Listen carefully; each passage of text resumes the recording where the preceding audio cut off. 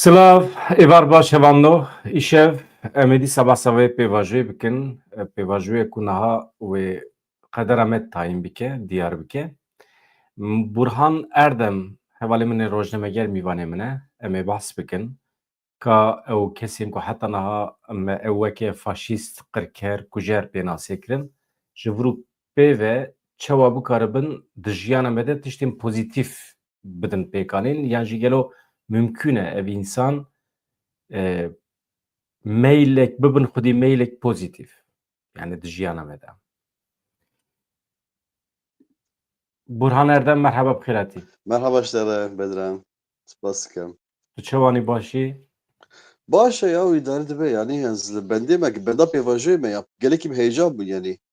Gelek keçî bi heyecan tabii nêzik pê pêvajiyê dibe binêrin helaka. Heyecana Xwedê aliyekî hele. Hinkî ew peyama meşhûr hatiye em te re naxivîne zindî pêşiya dixwazim tu fikra xwe bibêjî te naveroka wê peyamê çawa dît? Ya naveroka peyamê fermaneke yani ya. Yani rêberê gelek Reza Abdullah Öcalan radibe ji rêxistina xwe re dibêje bi vî awayî tev bigerin. Yani PKK fesih bikin, çekan berdin ew bi vê yekê vegerêdayê gerek em mirov debinêre. Yani wî fermanek daye rêxistina xwe. Tabii ji bo Kurdan wê çi jê derkeve? Wê Kurd bi vê fermana yani PKK vê yekê bike û pêve wê çi ji Kurdan re bê, tabii li wê derê de gelek guftugû heye. Ji ber vê yekê jî bedran nizam ewa tehnekî derdo tabii niha tu lê kolîne tu dixwîne gelek kes li gorî xwe şîroveyan dikin. Yani hinekî weke mealen dibêjin ya mealê wê lo weke tefsîra wê yani wisa derdixin dibêjin lê gelekî zelal e yani ji rêxistina xwe re gotiye çekan biterikîne xwe fesih bike. Yani tiştekî dîrê vêya vegerêdayê ku mirov gelekî ser raweste tune. Tabii awayê vê yekê wê çawa be ew jî pêvajo tabii pêvajoyeke haya jê tuneye yani li wê derê çi negosyasyon hene çi lehevkirin hene li wê derê haya me jê tuneye gelekî caran hatibû gotin wê pêvajoyeke gelekî bi zelalî bimeşe û wê her tişt eşkere be eger pêvajo bimeşe lê tu zelalî tu eşkere bî di vê pêvajoyê de heta vê gavê ji me re nehatiye gotin. Yani derneketiye. Ez wê yekê nabînim yani wê zelaliyê di vê pêvajoyê de nabînim. Ji ber vê yekê jî yani ji xwe êdî mirov mecbûr dibînin wisa tefsîr nêzîkî vê daxuyaniyê dibin dixwazin ji vê daxuyaniyê tiştekî derxin û piştî daxuyaniyê ew gotinên Sırrı Süreyya Önder hene gotinên Sırrı Süreyya Önder wê vegerê dan dizanû wisa çend mesaj piştî wê Çima yani tu pêvegirê nadî ma gotinê Sırrı Süreyya Önder ê devkî ê Rêzdar Öcalan bûn ku di vê evet peyamê de cî negirtiye yani. naz bawer nakim ya ez vê dibînim yani tabii wê gotinên wî bin ne tiştek yani Sırrı Süreyya Önder ji ber xwe ve wisa naxive wê gotinên wî bin lê ew metna ku hatiye amadekirin metneke fermanê ye ku li gorî her du aliyan yani Aliyê Türk û Birêz Abdullah Öcalan li ser rûniştine li hev kirine gotin bi gotin gava ku tu lê dinêre gotin bi gotin yani ji bo tatmînkirina her du aliyan hatiye lêkirin. Tabii Mesela tu dibêjî tatmînkirina her du aliyan mesela gotinên ku aliyê Kurda tatmîn dike çi tê de heye mesela? ya ez ew ê bibêjim gotinê belkî ji niha û pêve wê Kurd çawa bi tekoşin heye. Yani ev têkoşîna Kurdan heta niha ku bi rêveberiya PKK dihate dayîn yani wê ji niha û pêve ne bi rêveberiya PKK be ne çekdarî be. Yani ev e ji ber vê yekê jî ew mohra ew navê terorîstiyê ku bi du tevgera Kurd hatiye xistin wê ji holê rabe. Ev tiştekî gelekî baş e ji xwe gava ku bi li ew ê nêrî yani reaksiyonên derve min nêrî bedran me ev yek dît yani. Hı hı. Ez ew ê ji yani hinê ji 2014 û vir ve ez ewekê dişopînim mijarekê ye mijara derxistina navê PKK ji lîsteya rêxistinên terorîst dîplomasiya Kurd dostên Kurdan lîsteya terorîst jî lîsteya terorîst a Yekîtiya Ewropayê yani.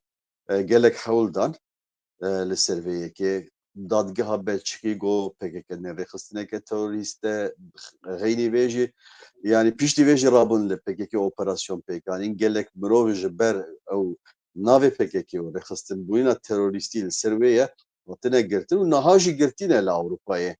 Ez ê bêjim biraz Tirkiye dev jî Tirkiye berde li Ewropayê yani ji ber vê yekê mirovên girtî hene ev yek ji holê radibe. Yani bi awayekî eger tu bêje ji Kurdan re çi tîne yani ji Kurdan re otonomiye federasyonê nizanim çi û falan bêvan eger tu ji wî alî ve bipirse tiştekî xwe re nayîne vê peymana hanê. Vê peymana hanê ji bo mafên Kurdan were garantîkirin tiştekî xwe re nayîne lê gava destpêkê ye. Yani gava destpêkê ye. Destpêkirina têkoşîneke di wî warî de ye.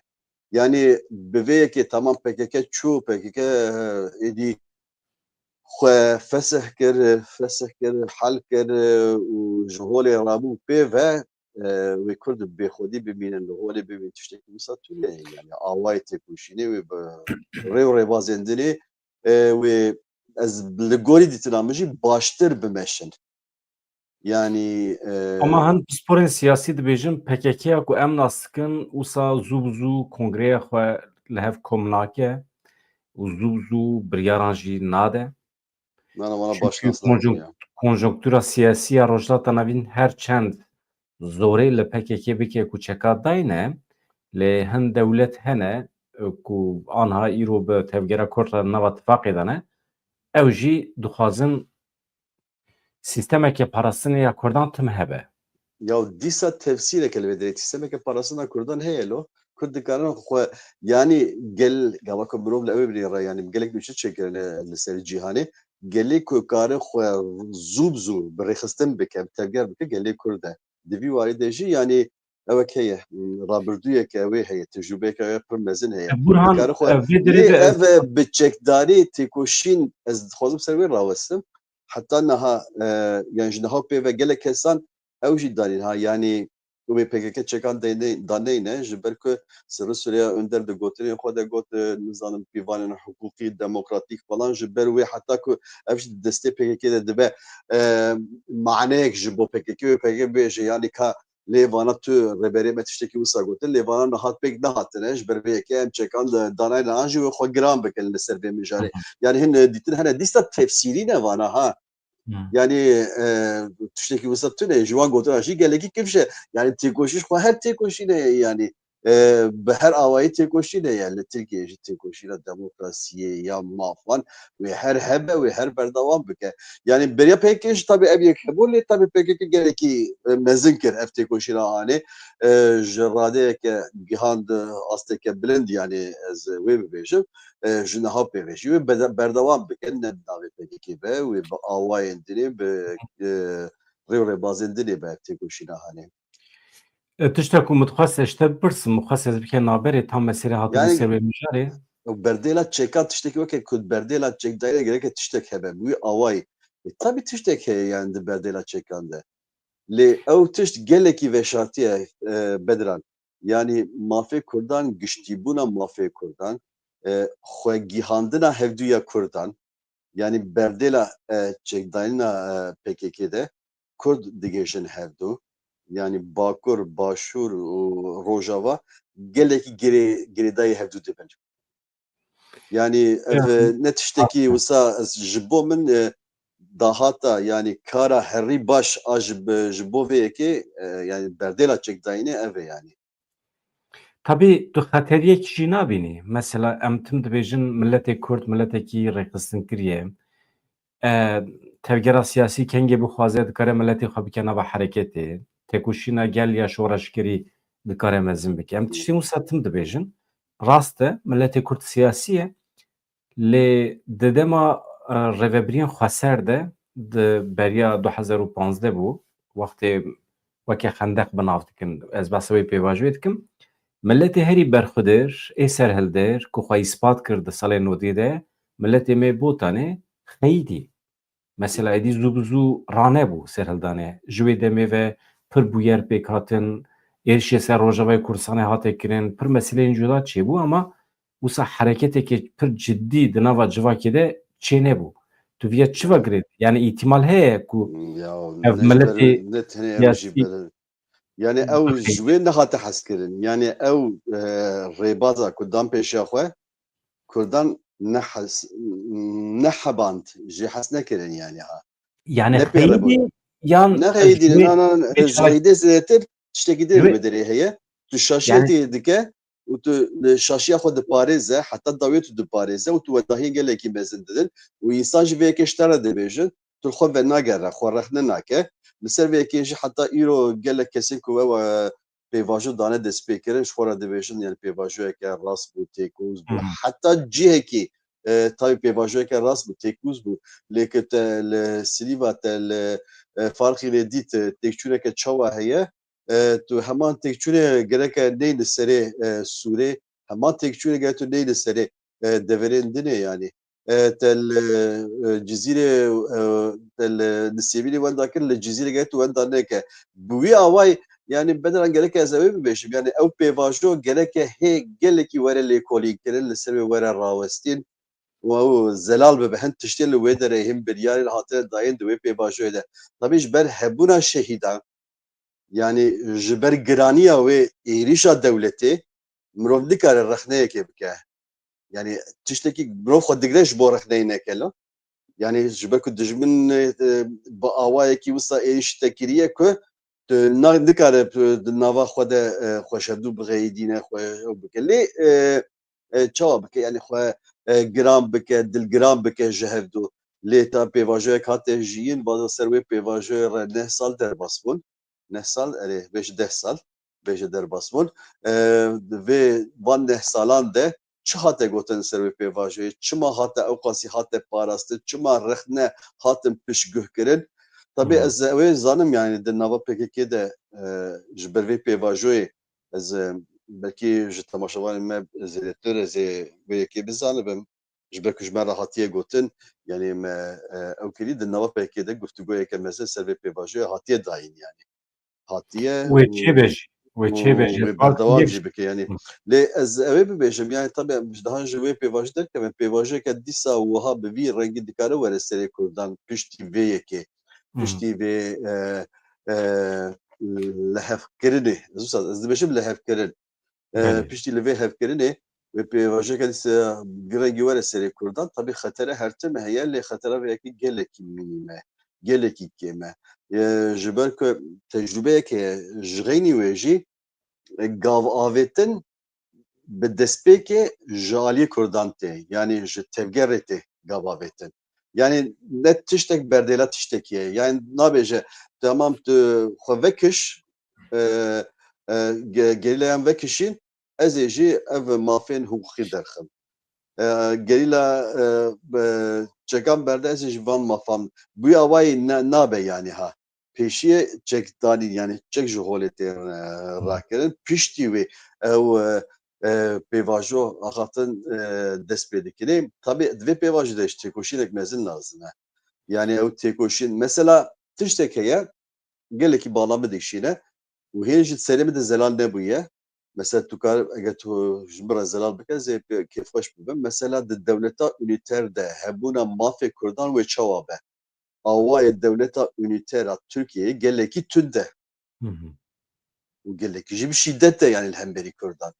Ka wê mafê Kurdan çawa werin mîsogerkirin di dewleteke unîter weke a Tirkiyeyê de. Bi unîterbûna dewletê re maf gelo dikarin werin parastin bi çi rengî werin parastin. Tabii wê rehetiyek hebe yani mutlaka di dewleta unîter de jî mirov dikare mafan wisa bibîne yani ji vê alî ve mirov dikare çi li ku derê binêre li hin deverên ku weke Fransa ku desantralîzasyona xwe di ji heştê û du dan ve ji dema Mitterrand dest pê kirê bi Korsîkayê ve dest pê kir heta niha desantralîzasyonek li wê derê heye. Yani devleta unîter jî hêdî bi hêdî wê awayekî biguhere. Hı Yani hı. ji ber ku li hevdû nake. Yani divê devleta unîter de eger maf an jî awayê rêveberînê ji herêma re neyê naskirin yani eme dibêjin çi yani belediye û ew erkên belediyeyan were zêdekirin û Rêveberiya awayê xweste. ême Herî. li wê yekê de nêrin yani berû navê wê wisa jî daneyne ji ber ku devleta wêter de xweseriyeke bi vî rengî navê xweseriyê lîterî nagêjin hev du yani di awayê dewletê de awayê dewletan de lê ew erkên Na xwerêvebirinê dayîna erkê xwerêvebirinê zêdekirina erkên xwerêvebirinê di vî warî de yani bînakî gelekî mezin hene yani.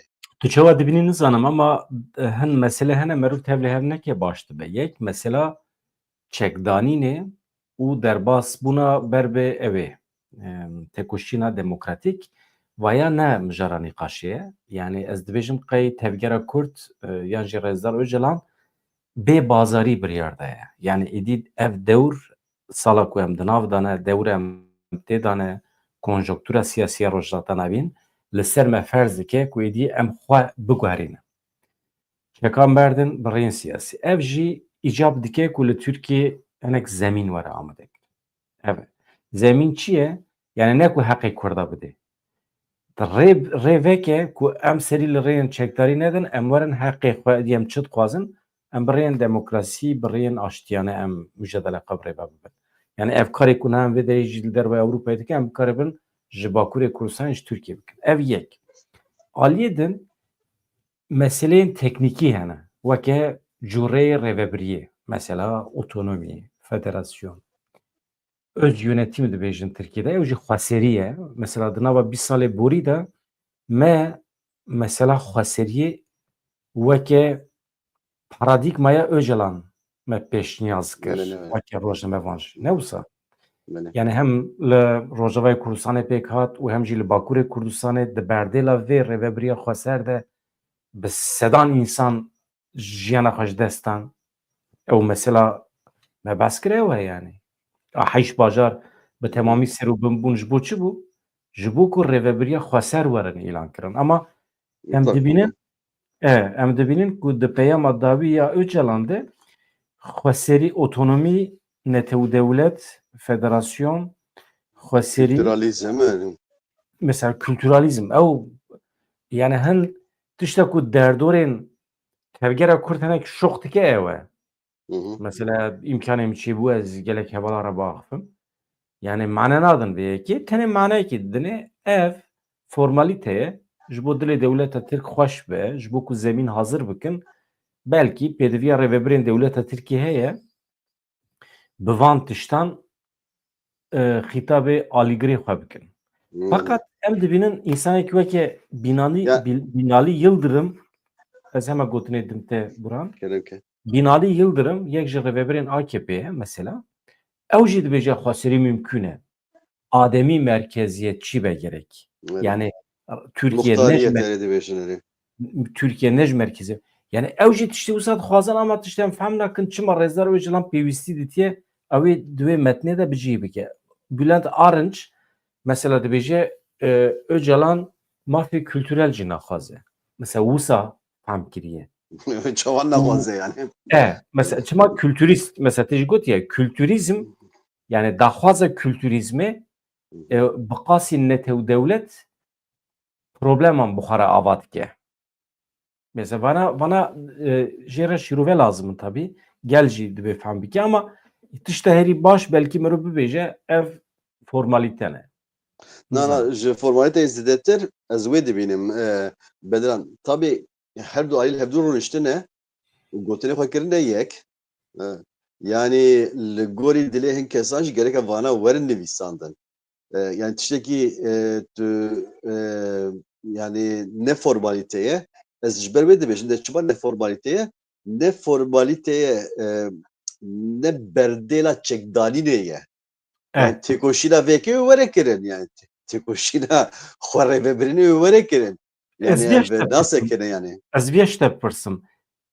Pir ne zû ye ku mesela Rezdar Öcalan viya di metnê de bicî dike. Mesela halbuki tu jî dibêjî armanca metnê ew e ku PKK dawet bike şerber de derbasî têkoşîna demokrasiyê be.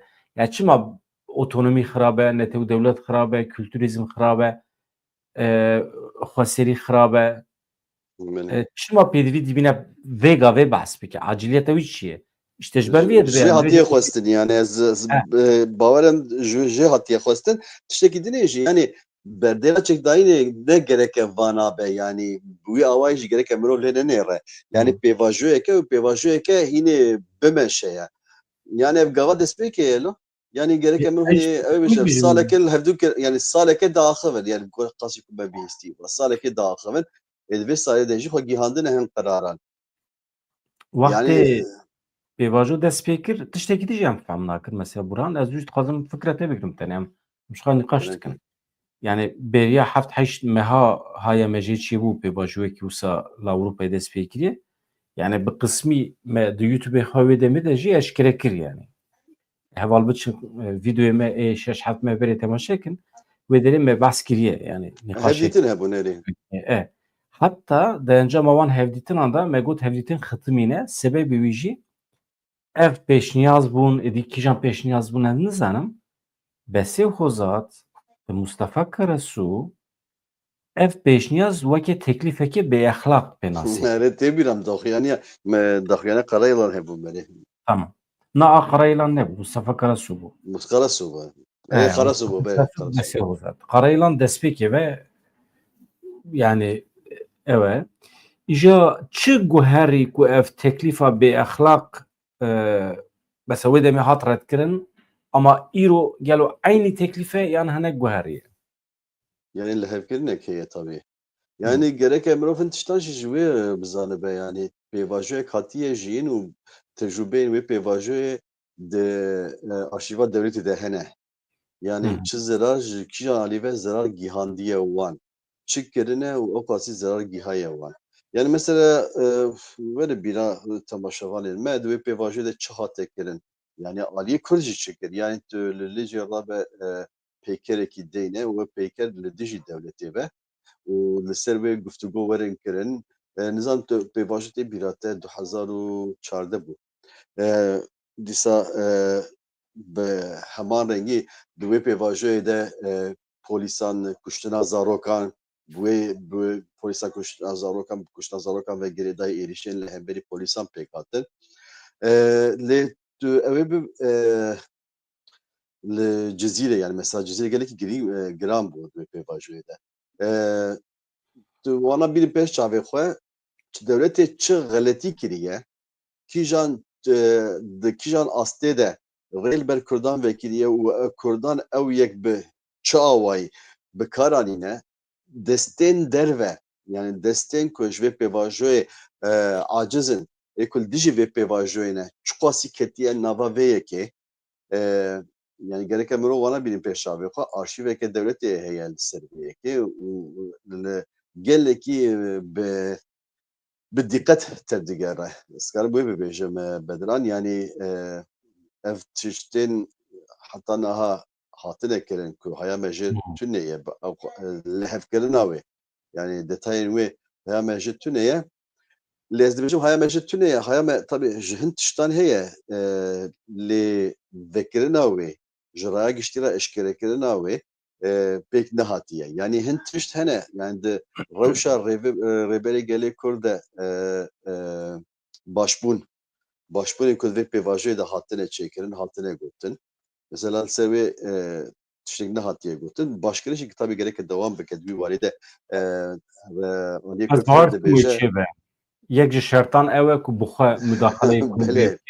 Yani tabii ne tenê ev e şert yani rabe metneke bi vî rengî tu ji raya giştî re eşkere bike bangî yani bangî partiya xwe bike rabin kongreya xwe çêkirîn xwe feseh bikin yani tiştekî giran e yani berdereveyekê de gerek e mutlaka tiştek hebe lê tabii ew tiştê ku niha nayê eşkerekirin em ê pêvajoyeke nêz de heta du sê mehaz wisa texmîn dikim em ê zêdetir bizanibin. Yani wê zêdetir ji raya giştî re were eşkerekirin. Lê hin gav hene, hin gavê krîtîk hene. Gavê krîtîk çi ne? Kongre damezrandina kongreyê û xwe fesehkirin. Yani gerek vana di pêvajoyeke wisa Kurd de pêk werin ku ev yek bi rastî Tamam. bimeşe, bi serrast bibe. Niha ev detayın tiştên teknîkî ne, mümkün e çêbêjî. Rêzdar Öcalan dibe ku derkeve yan jî ji îmra lîbaweke serkeftî pêvajoyê birêve bibe. Belkî jî em serî lê bidin ji bo biçin hevdîtinê pêra pêk bîne ew jî tevlî weşanê me bibe. Ev hemî mümkün in. Tiştek heye Burhan ez dixwazim tu hinek şîrove bikî mantıqa demokratîk, çand û kültûra demokrasiyê li cem Kurdan çi qas heye? Li cem Tirkan çi qas heye? Mesela pêşî em ji me dest pê bikin. Paşê em derbasî me ji xelkê re got ku jer û qirkêr û faşîst û her tişt me gune. Ji însanên wisa çawa demokrat dikare derkeve yan jî ji însanên ku jer çawa dost dikare derkeve. Ev li aliyekî paşê ez ji te pirsim ama vê gavê de mesela piştî ku li Tirkiye demokrasî rûnişt êdî dor hat axaftina mafê Kurda. Bene. Hinek kes wê bibêjin ez serxwebûna Kurdistanê dixwazim. Hinek kes wê bêjin ez otonomî dixwazim. Hinek kes wê tiştê din bixwazim. Ev pêşî di nava çanda demokratîk ya Kurdan de wê bibe xwedî problem. Wê problem çi be? Ew ê hinek derkevin bibêjin heval ev ne daxwazê me ye tu nikarî vaya belev bikî. Mesela ew jî çandekî demokratîk. Evet. Mesela beriya ku dewlet mudaxale bike gelo mümkün e ku em bixwe müdaxaleyê xwe bikin. Yani em weke bi şiklekî em bekçîtî bikin. Yani em destûr nedin Kurdan ku xwe îfade bikin. Ev problem dibe Otokontrol bene. hebe. Otokontroleke. Ya ve hebe ya. Yani otokontrolek ve hebe ve çebi be de nava Kurdan de le ev çand ev çanda ku tu bahs dikiş berkum la Avrupa de jî ve çandê jî nêz ve dibînin yani demokrat bûn û mafê mafan hurmeta li hemberî mafan bi vê vekî gava ku bilov lê binêre li Tirkiye tiştekî wisa tune ye. Yani de Tu komara pêşî Türkiye'ye de. basa Kurdan bike. Nava Kurdan de mantıqa demokratîk wê bicih bibe yani gelo. Ya em jî gelekî dişebin Tirkiyeyê yani em ji Tirkiye xwasî nedorin. Tişta ku mekiriye di me de çêbûye tevgerek rabûye. Navê tevgera hene jî PKK'ye. PKK hin tiş kirine. Mesela cihê jinê di nava civakê de pêşxistiye. Ji wî alî ve demokratîzekirina gotina jinê pêk haniye. Ev tiştekî gelekî girîng e yani. Ji bo pêşketina civakê. Lê gelekî tu li berjewendiyê wê binêre PKK çi kiriye? Çima dewletê ev yeka hane kiriye yanî rabirdiya vê yekê jî heye yani liberalîzmê jî yani ev yek kiriye yani rêz ji jinan vekirî ku jin bixebitin bêtir karawan çêbibe ji keda jinan bi vî awayî ku tu karî lê binêre û şîrove bike yani berjewendiyek di vê yekê de heye ji ber wê yekê ev rêxistinên hane ev dewleta hane ev îdeolojiya hane ev rê vekiriye. Lê ez ew ê bêjim gava ku tu ji aliyê dewletê ve li Kurdan binêrî yani tundiyeke pir mezin heye li hemberî Kurdan. Yani tabii katliam û asta katliama falan bizanin dîrokê xwe em bizanin yani vê serveyekê ji me gelekî rawestiyan e tundiyekê pir mezin heye. Tu nikare ji dewletê bipê ku dewlet yani tu li bendê be ku dewlet li hemberî te demokrat be. Tê dikê ez dixwazim çi bibêjim yani. Evet. Tu gerek ev tiştekî wisa tune yani ew yek mafekî te ye ku tu li hemberî dewletê yani dewlet gerek tiştekî wisa ye dewlet bi xwe tiştekî wisa ye ku gerek tu tim li hemberî wê bitekoşe. Bi taybetî ji dewleta Tirk yani. Yani ew tiştekî tu yani kes rêveberên ê ku niha gelekî gotinê xweş ji Kurdan re dikin an jî ji ber vê piştî vê daxuyaniyê dikin wana demokrat nebûne yani tiştekî wisa tune ye. Yani Wê demê azadiya berjewendî hene li wê derê yani berjewendiyên dewletê hene. wê demê bêriya yek ji Nava şertên Kurdan da ji tune esasî yani Kurd civaka Kurd jî gelekî dişib civaka Tirkiye yani ew xwasî tu yani eger ji Bakur ve lê binêrin yani ez karim Bakur ji deverên dinê ku Kurdistan jî pêşketîtir e ji aliyê pamana demokrasiyê ve lê Bakur jî heta niha di nava xwe de lîstika demokrasiyê kiriye yani lîstkeke ji bo yani demokrasiyeke wisa mezin ne di nava rêxistinên Kurdan de di hemû rêxistinan de ji komeleyan bigire heta partiya wan heta rêxistan tiştekî wisa nava Kurdan de tune ye yani ew demokrasiyeke lîstkeke kevna tiyatroya Tirkiyeyê hebû لودري ديمقراطية bu çawa demokrasiye daha da vermetin ha hatta biramen yani tişeki geleki Kadıköy tişeki geleki demokrasiyalı Türkiye geleki bine astaveji geleki bine sarı şesi de mesela baştır bu. Kütüphane anar mukayese bike. Roja merabe mukayese bike. Kul Türkiye'de demokrasi de ve astede be tüşil ve de nere yani. Bakır Türkiye'ye ne cüdaye. Çanda kuşterete çanda serbest de ve çanda serbestlik de vısa şekilde de yani eme ku kesin ku hoje filtandene hen kesin la Avrupa'ya vısa mezim bune ba Avrupa'ya hasyan yani kesin xonede ez vısa bejim yani Hadi. entelektüelin Kurdan hene bir varide yani seri mecbur var bilinde entelektüelin Kurdan hene ve ki hani da yani Doğan da çebuye yani demokratik bun demokrasi ve demokrasiye de cigirten buyu avay dikaren ve ki bibêjin kesene kumrov dikare buan şanaz be kesariyetiya wana demokrat mirov dikare şanaz be lez mesela lideri mesela bibêje ji Tirkiye ji bakur mînak bide lideri herî ku sa demokrat li pêş çavan kî bû mesela bibêje Selahattin Demirtaş. Yani Selahattin Demirtaş çok asil demokrasi hazm kiriye, çok asil demokrasi de xwe pêş xistiye tiştekî dinê yani veya gereke yani wî jî mînaka Selahattin Demirtaş jî partiya dinê yên Tirkiyeyê de û çend der û dorê dinê de xwe hinekî ji wan bi feqî yani hinekî feqî cudahî xistiye navbera xwe partiyên dinê yên Tirkiyeyê, liderên dinê yên Tirkiyeyê, demokrat bûna wan wî jî ew qase yani ha. Yani tu vê radeyê eger mirov biqayese bike yani ew çand tundebûna wê çandê tiştekî gelekî mezin e û nehiştine jî ne perwerdeya xwe Tirkiyeyê hiştiye ku ev yek rûne bicî bibe niha Tabii zarokê em ê werin ser mesela Tirkiye niha pêşî em basa Kurdan bikin. Yani Kurd jî ev çil pêncî sal di nava şerdane bi rêbazên çekdarî hewdane meseleyê xwe hal bikin bi talîmat, bi emir, bersivdayînên yani jiyanekî hinek eskerî bicih bûye di nava Kurdan de hem di nava Kurdên Ewropayê de hem li her derê. Yani ev jî mantiqekî eskerî ye tabii elbet normal e jî yani wisa îcab dikir. Ji vir û pêve yani êdî biryar e ku em derbasî mantiqekî demokratîk bibin. Yani ev pêvajoya derbasbûnê wê çawa rê li ber kîjan sanciyan vekî ez behsa wî dikim. Yani dibe ku pevçûnên navxwayî çê bibin, dibe ku dijwarî dîsa pêk were, hevalû neke wisa bike û haneke ev ne rast e. Yani ya Ez ya cidî ez başta ez dikare ji ber vê yekê gel ji ber ku ez ya cidî ber dibêjim ya rabirtiya hevdû dizanê ji ber vê yekê ez dikim. biryarê ku em pêşî demokratîze bibin ku paşê Dewlet Bahçeli Türkiye demokratîze bike yani. Da ya bi mantıqê de Ama Dewlet wî de Bahçeli telefonê ew kiriye, Tuncer Bakiran kiriye, gotiye hep em zaten Türkiye Demirtaş demokratîze raxivî bikin.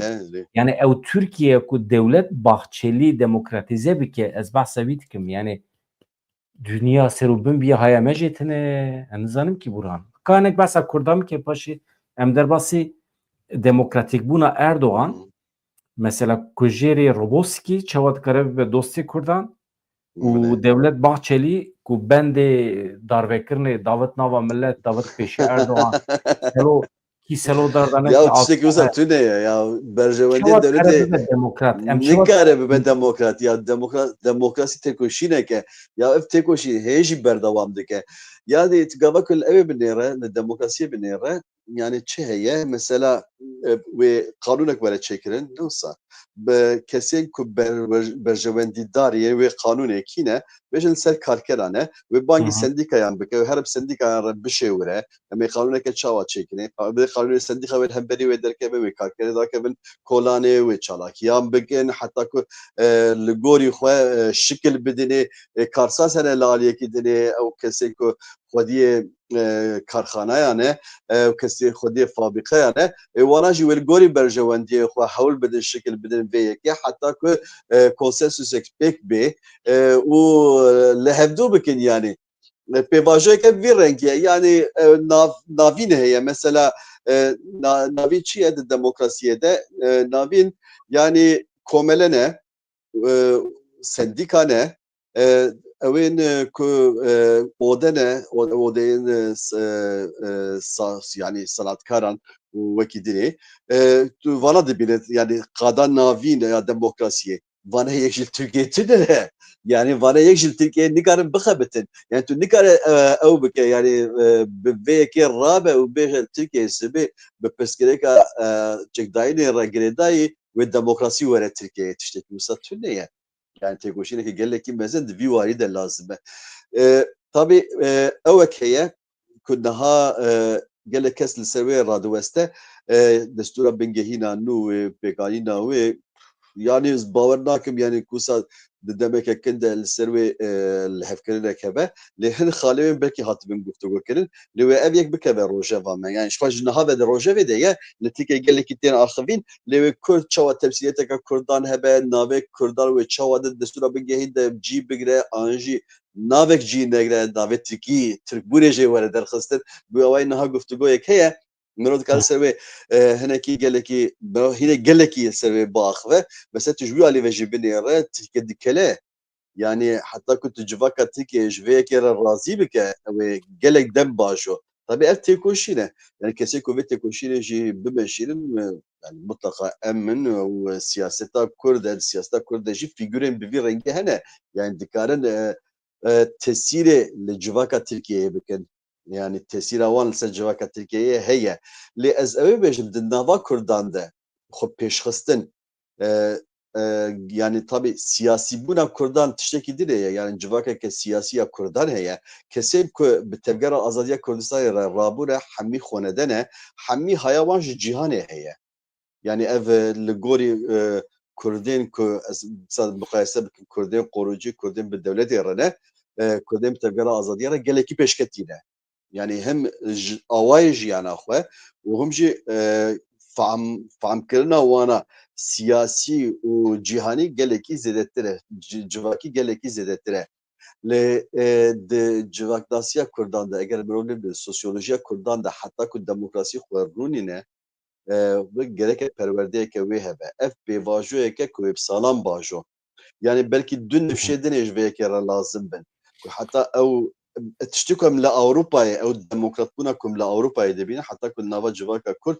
xwe lê ez wê jî di wê bawerê de me jî hinekî rehet bibin Kurd wê karibin ji civaka Tirkiyeyê yani civaka aliyê dinê Tirkiyeyê ez wisa tarîf bikim ji niha wê ve aliyê ji aliyê dinê Tirkiyeyê zêdetir wê xwe pêş bixin. Yani eger Kurd hinekî de rehet bibin wê bi zûtir pêş bikevin ji ber ku keliyan e yani dinyaya wan gelekî fire he.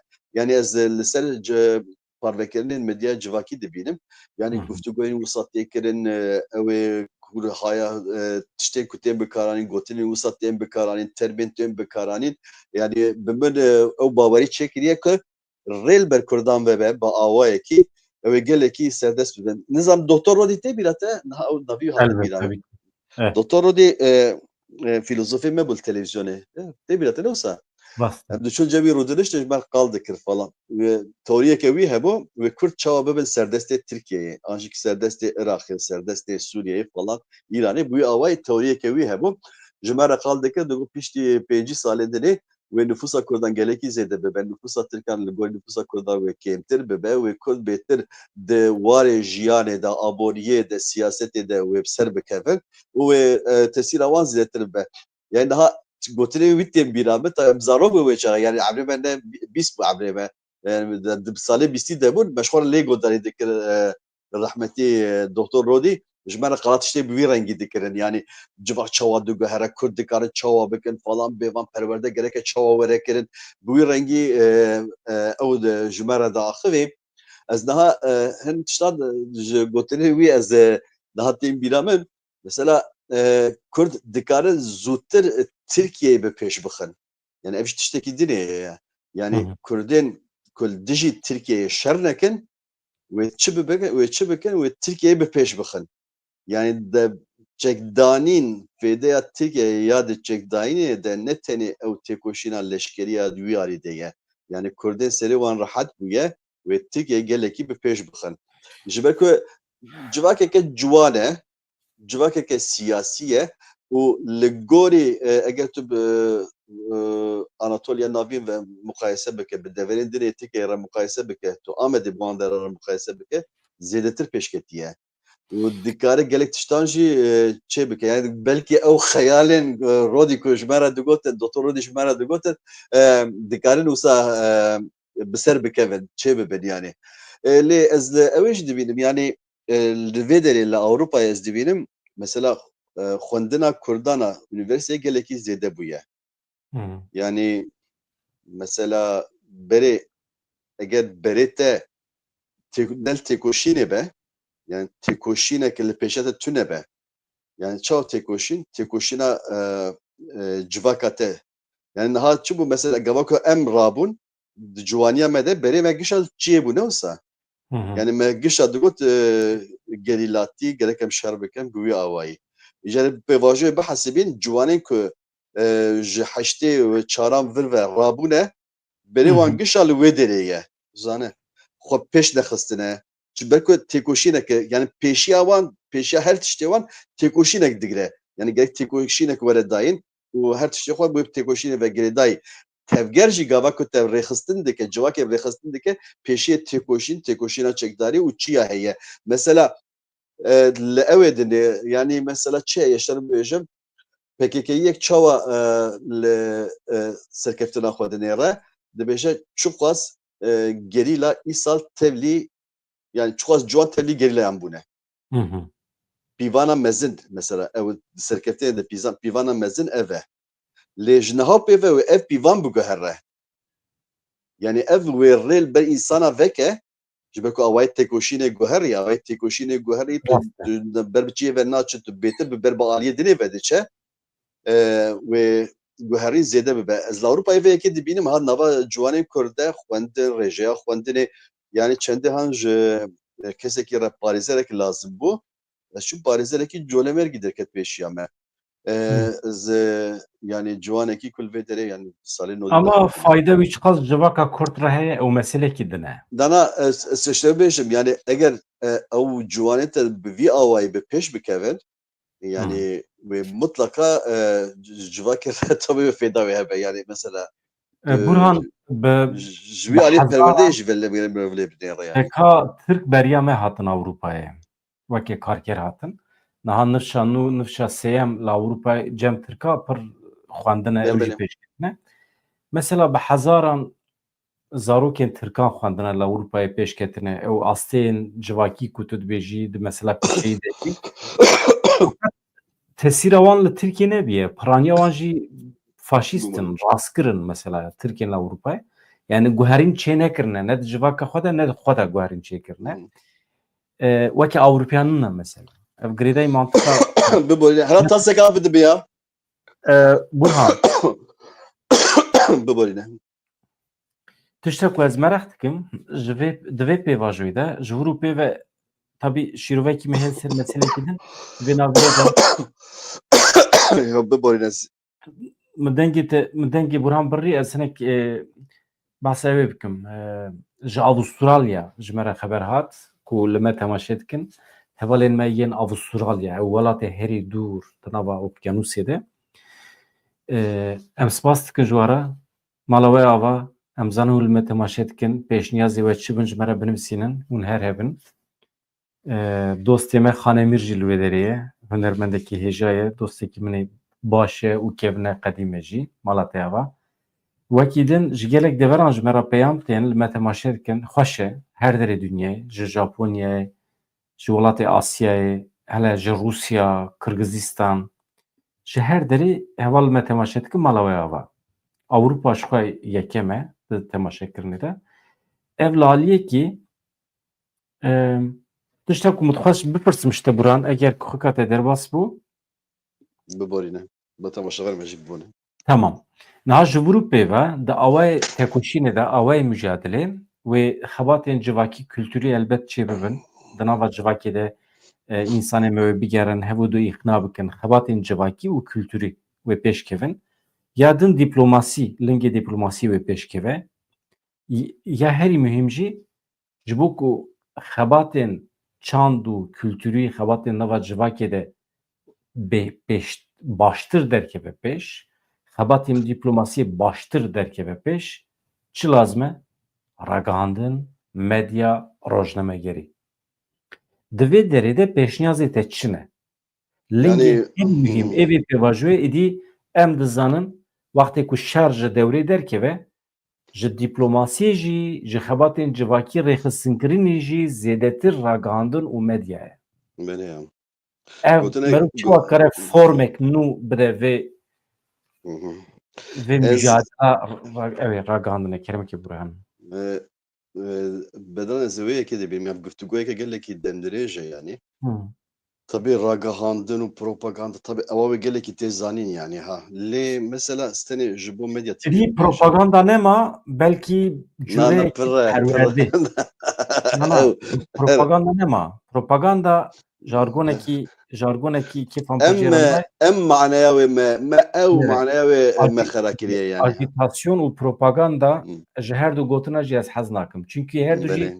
sloganîkin têde stûrkirin heye. Weke ew e. Xepandinek tê weke ewayekî xepandinê tê xuya dikin ez Ama ji ber re wisa hatiye ha ji ilim ber re wisa tê gotin. Burhan, wextê ku tu ilîm, zanînê, zanyariyê, rastiyê tu ji însanan re bibêjî, însan îqna dibin. Îcab nake tu ajîte bikî. Ajîte ji xwe tu zanî ajîte ya Fransî ye yani. Sor bikî. Belê. Ya îcab nake tu sor bikî yani. Lê ajitasyon û propaganda yani tevîm gu ji çepkiriyê têm ji bo me agitprop yani rêbazeke têkoşînê heye yani eşer Ew bibêjim çû? me. Ana Na perwerde ye. na ez şer bibêjim mesela tiştekî dinê heye ez kam pêvajiya Me TV bînim bîra xwe. Me civakek perwerde kir. Me TV'ye civakek perwerde kir yani. Tu ew ê bêje hem ji aliyê Kurdî Ya me mesela TV pêşiye üniversite bu. Üniversite bu. Üniversite civakî bû. belê. Üniversite gel bû. Niha mesela çi bêjin neh kanal hene tevgera Kurd ku wisa tevgera Kurd ve girêdayî eger mirov wisa lê binêre neh kanalên televîzyonan mirov dikare bijimêre. Yani lê ez kaliteya wan gelekî kêm dibînim. Kalite gelekî bi bin ketiye. Ji ber çi ez ew ê jî bêjim girîngî gelekî li ser medya parvekirina civakî ev sosyal medya jî dibêjin. Tê dayîn ji ber wê jî yani ew wê kalîta wê ketiye. Lê ez gotineke şîrak heye di dema evê de şerê duyemînê kendavê de ev Frans 24 deyî tu zanî kanaleke namdar ye Fransayê. Şîrak fermana wê da ku were sazkirin. Erî. Kanaleke Fransî, İngilîzî, Erebî, İspanyolî. Ewa wî heye yani dibêje propaganda ew merama xwe gerek tu jêr bibêje. Yani şîrak li dijî şerî bû. Li dijî wê derdiket dengê wî nedihate bihîstin. Yani li cîhanê dihata astengkirin dengê wî yani Amerîka hegemonyaya medya destê Amerîkayê de bû. An jî destê wan kesan de bû ku şer dixwestin dengê wî dihate birîn. Lê wî temsîliyeta Ewropayê dikir û yek du İngiltere tu jê derxe yek du devletên dinê dimînin wana li bi şer re bûn.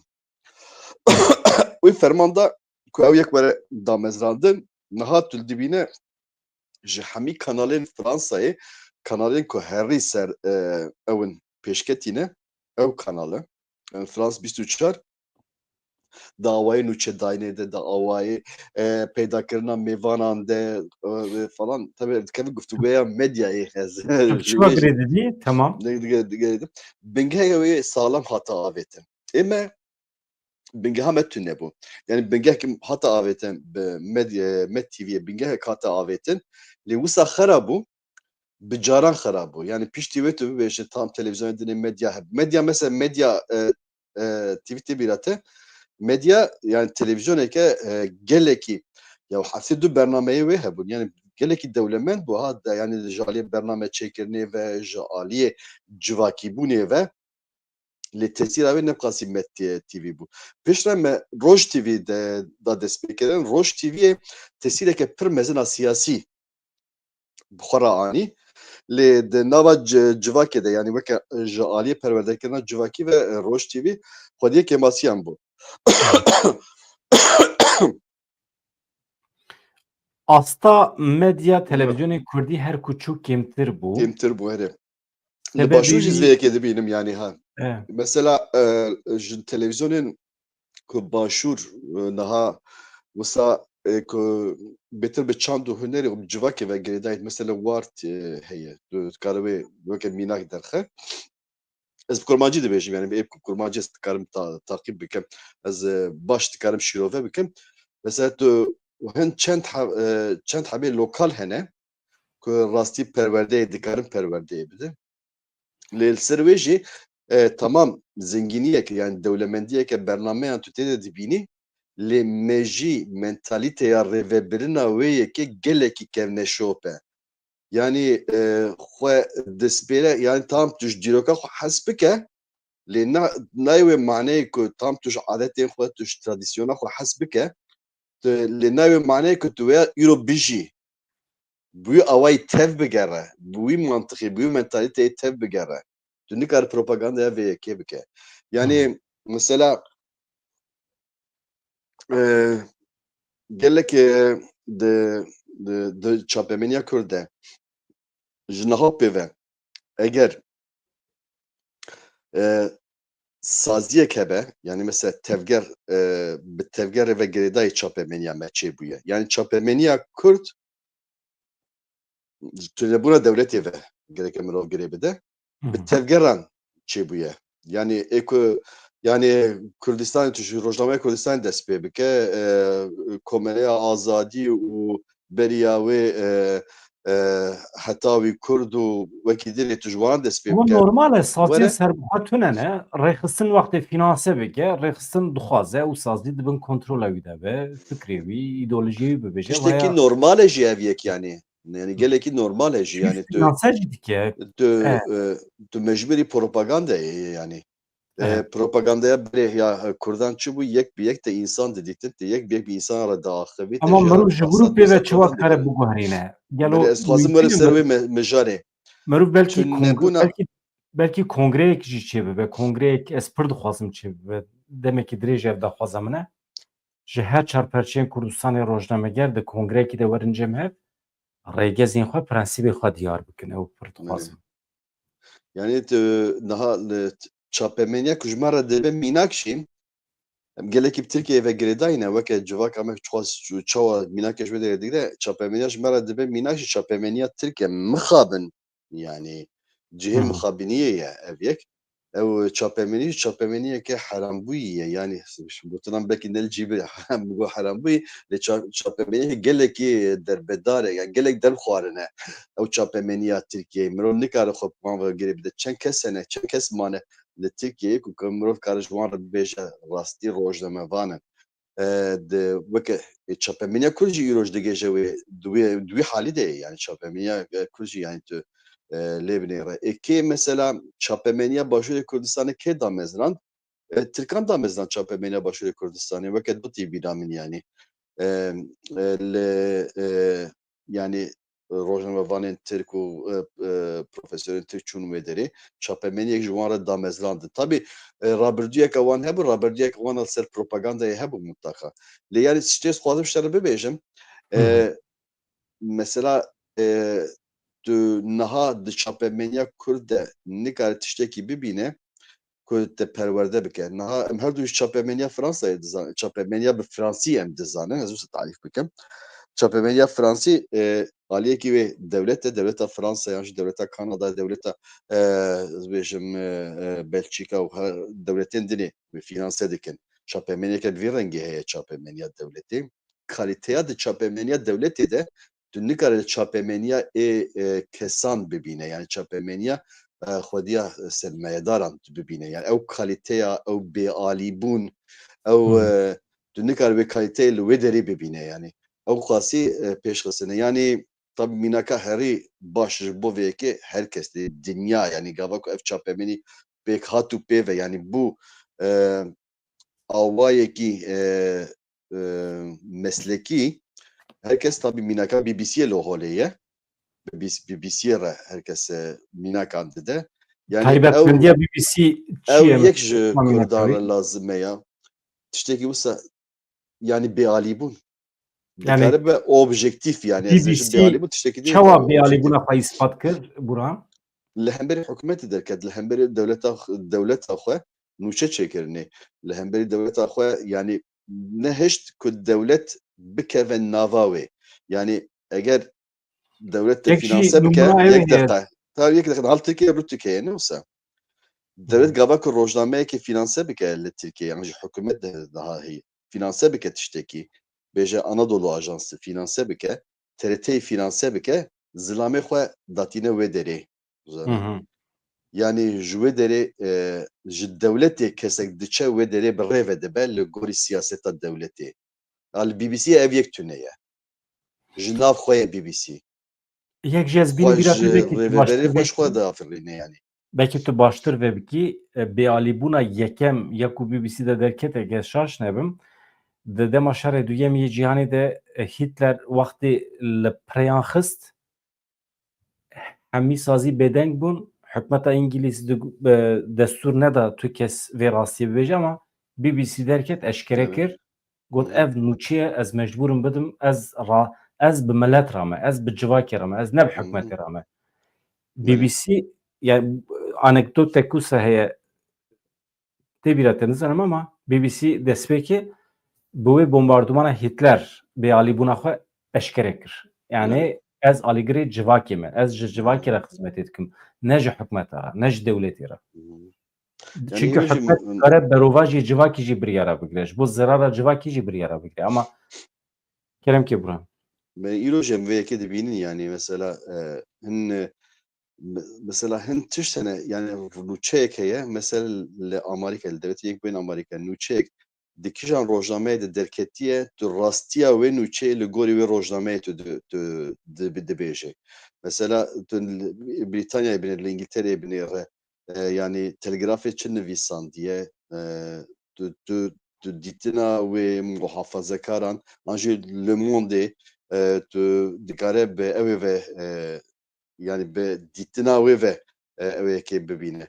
Yani mesela rojname bune yani wisa di nava civakê de cî girtine dikarin bi rehetî bibêjin derkevin bibêjin ez vî kesê hanê weke yani serokkomar dixwazim.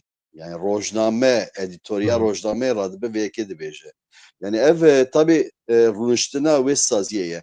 Kesên ku ji nava Kurdan derkeve ji ber ku sazîbûna Kurdan tune ye, kes dikarin vê yekê bikin.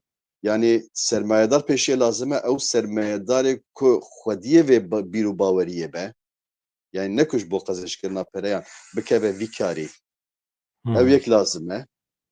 Du xwe rêxistinkirineke ez dîsa bû yekê reme gereka rêxistineke giştî hebe ku Kurd karibin zimanê yani rêxistineke çapemeniya Kurd hebe ku karibe zimanê çapemeniya Kurd ceza bike. Tu tê dikêje ji ber ku niha demdûvê astê dene yani asta me gelekî nizm e. Yani sibê heta êvayê tu rabe ji rêxistinekê re xebera bide. Dijuna bike ji rêxistinekê re ev yani ewa wê çapemeniyê tune ye. Ji bo wî Yani dibêjim pêdivî bi konferansekî berfireh an netewî ya belê yani çapemeniya li ya geleke Kurd. saziyek hebe mesela çi bû li Tirkiyeyê berê hebû niha mesela tune ye an jî li vê derê heye mesela li vê derê ez karim ji Belçîkayê mînakekê bidim devletin dinê nizanim saziyek heye ku rojnamevan tenê tê dene. Yani rojnamevan tê dene ne yani saziyeke ku devlet wê fînanse dike yani devlet li wê li pişta wê ye yani girêdayî devletê ye. Lê tenê rojnamevan tê dene ev rojnamevanê nehanê jî ombudsman weke ombudsman kar dikin rojnameyan nûçeyan dinirxînin giliyan dinirxînin giliyên di çapemeniyê de dinirxînin yani giliyên ser nûçeyan hatine kirin dinirxînin û li ser wê evekê dibêjin gotinekê dibêjin. Tabii ew jî Yani kültûrekî ye yani kültûrekî. tabii yani ew sazî mesela berê li Tirkiyeyê ev yek hebû berê yani beriya AKP ez wisa tarîf bikim beriya AKP tabii dozdê îlonê darbeyeke mezin li wê yekê xist lê çapemeniya Tirkiye'de jî ew hebe saziyek hebu ku ji rojnamegeran pêk dihat basın konseyê jê re digotin basın konseyî jî dikarî bû ew bikira yani dîtina xwe yani dikarî bû nûçeyek xerab yani rojnameyek xerab bikira ji ber nûçeya wê navê wê derxistiba yani kirinên wê hebûn li hemberî çapemeniya nebaş nûçeyên nebaş kirinên wê hebûn tabii tiştekî wisa niha tabii nikare behsa tiştekî wisa nikare behsa çapemeniya Tirkiyeyê bike yani çend kanalên ku li ser înternetê hene xeynî wana tu nikare behsa çapemeniya Tirkiyeyê bike tiştekî wisa jî nehêştin Evet. yani ha. Burhan me hatijî kir Baş e me gelek cara berê tabii çapemenî wê bibe pergaleke gelekî mezin ji bo pêşxistina çanda demokrasiyê di nava Kurdan de yani. Ew karekî gelekî giring e ser çapemeniyê yani tamam me got perwerde tiştekî demdirêj e lê çapemeyî dikare di vê êlê de di vî alî de ser hin kes divê raweste qenaetê de pêş ne ku dewra televîzyonan, dewra rojnameyan bi dawî biye. Tu çawa difikirî? Heqeten ma ya belen ew televizyonên tiştekî ew ê yani mesela ji bo radyoyê hate gotin lê radyoyê rê û rêbazeke dinê dît yani mesela gotin televîzyon derketiye wê radyo têk biçe. Ew tiştekî yani bi teknolojiyê ve gerêdaya gerek mirov lê nenêre. Bi kaliteyê ve gerêdaya gerek mirov lê binêre ji ber ku tu xîtabê her kesî nake yani ew nîşê di nava civakê de hene ew di xîtabê wan nîşan dike yani kesê ku mesela ez bêjim mînakeke ji te re bibêjim Medya Haber bi Tirkiye Sterk TV mesela bibêje kesê lê godayî dike ama jî Rûdaw ne dur û dirêj kesê ku li ber televizyonê li ber televizyonê rûniştiye ew kesek ku nikare xwe bigihîne înternetê û li Kurdistanê jî ev yek gelekî zêde ye ew ê gelekî zêde ye. Niha mesela çi kirin televizyonan ji bo xwe li hemberî vê yekê biparêze tematik televizyonên tematik derkete ne wisa yani ji bo her nişê civakê televizyon derketin yani. Îcarê bi vê yekê ve ez wê bêjim rojname mesela rojnameya hefteyî tu li Tirkiyeyê rojnameya hefteyî kêm belkî çend rêxisteyên çevkir falan an jî rastkiran hebin rojnameya hefteyî lê li Ewropayê tu lê dinêre rojnameyên hefteyî hene rojnameyên hefteyî tên xwendin heta rojnameyên hefteyî hene ku civakê serobino dikin bi nûçeyên xwe hikûmetan dadixin û radikin yani bûye awayê rojnameyên hefteyî hene. mehane hene. Burhan Le Monde Diplomatik mehê carê Berê derdikeve analizên pir kûrtê de hene. Ku yani li ew gorî di normal ihtiyacê rojnameyan yani stratejî diyar dike. Rêyekî siyasî ya ciddî dikare diyar bike. mesela tu kare bêjî Kanal Anşenî mesela Hımm. yani tiştê wê kirin mesela tu di van salên dû dirêj de yani ji tiştê ku wê kişif kirin nelrêtiyên hikûmetan, nelrêtiyên kesên siyasî yani ew çi rojnameya ka wergerîne Kurdî navê wê? Kanal Anşenî Zincîrkirî çi? Werdeka Zincîrkirî. Dibêje mesela Fransayê serobino kirî yani. Hı Heta hı. tu ew ê dibêjî mesela belgeyên Wikileaksê wê werin bîrete. Hı hı. Rast e. Mesela ne rojnamevan ba, ne rojnamevanên bi wî rengî ba wê ew belge têk çûbane yani. Bi milyonek dolarî wê ew belge hatibana firotin yani. Lê ew heye Baş e. yani tu dibêje ew çanda çapemeniyê gelekî girîng e yani ha.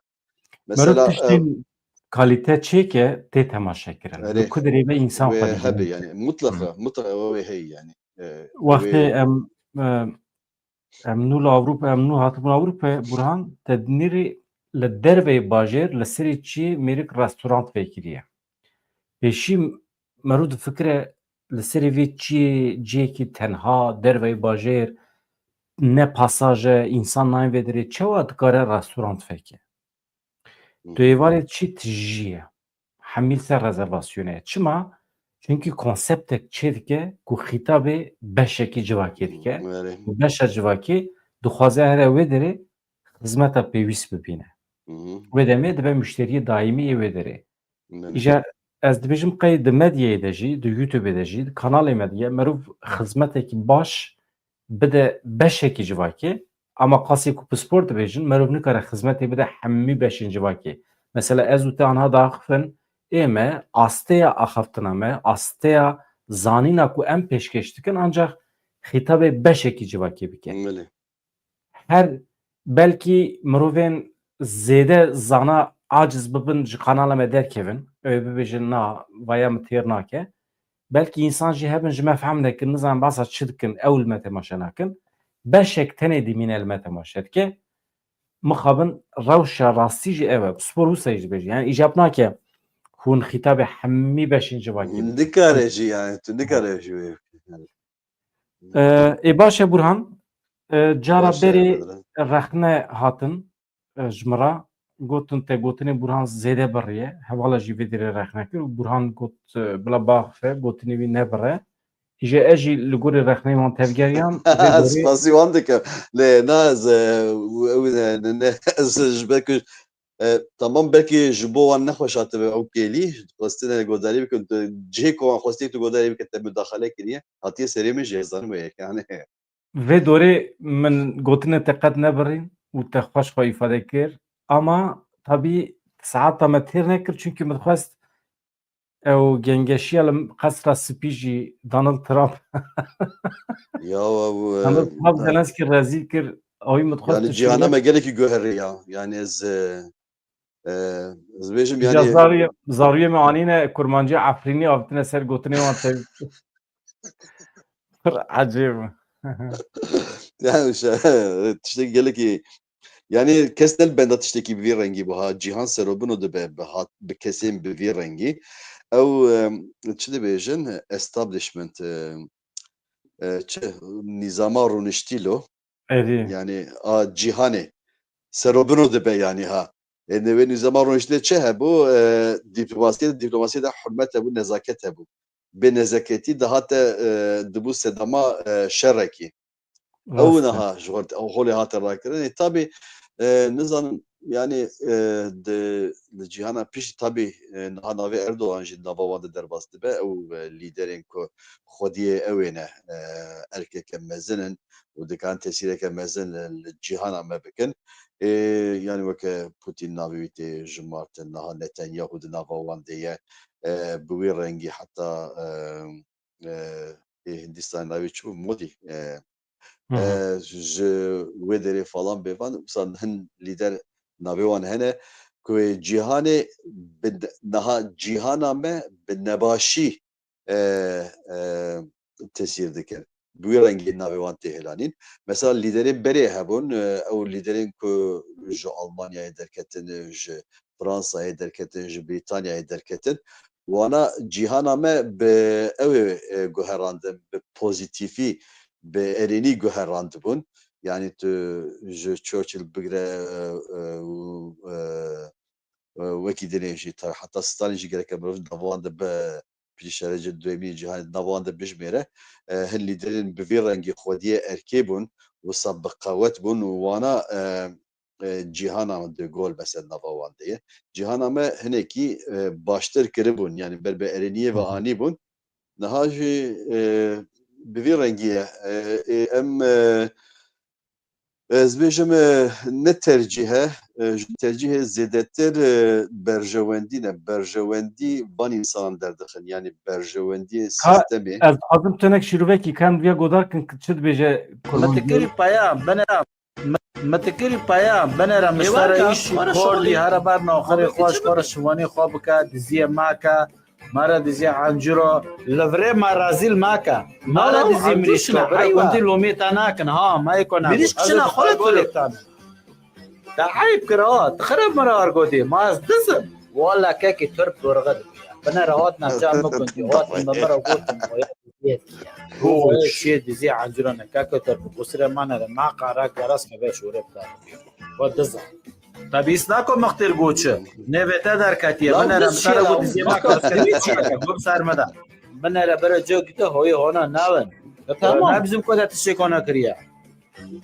هذا بوجه تاخذ تاخذ توجه تاعنا ديما كومناك صديق تشوار كوناك تشتكيش منو بيزي تقول صار مناكو وانا دينا دزل ازنا دزل مش خلاص لو هو شو مسألة اصل بوجه تشوار مرة نوي لما تشكي ما تكري بايام بنرا مشتري ايش كل هذا بار ناخذ خوش فرش نه تشتكي فازل سربيشم مرة دزي عنجرو تشتكي سربيشم يعني طبيعي نهار خوشه tamam او حطيه تشكر مسلسل لیستنه yani kare zarokan خوش شكل zarokan خوش مسا بوي رنگي لنيرينه لي جبا كردية عفينها مسا مهنكي بيست او جيگر خوين يكي عفيني جوار لسه كردي پر داخل و از yani Kurdi و başaxaftina Kurdi falan ser ve propaganda dike dibêje tu êwa Efrînî jî cigerxwîn jî re dibêje êwa Efrînî jî di Tirkiya we de gelek gotinên kurmancî hene.